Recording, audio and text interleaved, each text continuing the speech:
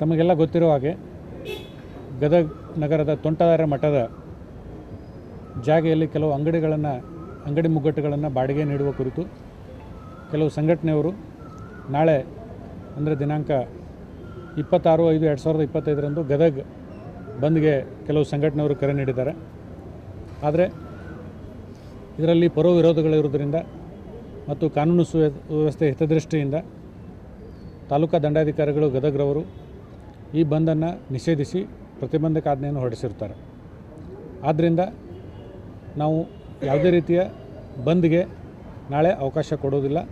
ಆದ್ದರಿಂದ ಯಾವುದೇ ಸಂಘಟನೆಯವರು ಮತ್ತು ಯಾವುದೇ ಸಾರ್ವಜನಿಕರು ಈ ಬಂದ್ನಲ್ಲಿ ಭಾಗವಹಿಸುವುದಾಗಲಿ ಮತ್ತು ಈ ಬಂದ್ಗೆ ಬೆಂಬಲ ನೀಡುವುದಾಗಲಿ ಅಥವಾ ಇದಕ್ಕೆ ಸಂಬಂಧಪಟ್ಟಂಥ ಯಾವುದೇ ಚಟುವಟಿಕೆಗಳನ್ನು ಮಾಡಿದ್ದಾಗಲಿ ಕಂಡು ಬಂದರೆ ಅವ್ರ ಮೇಲೆ ನಾವು ಕಾನೂನು ಪ್ರಕಾರ ಕ್ರಮ ತೆಗೆದುಕೊಳ್ಬೇಕಾಗ್ತದೆ.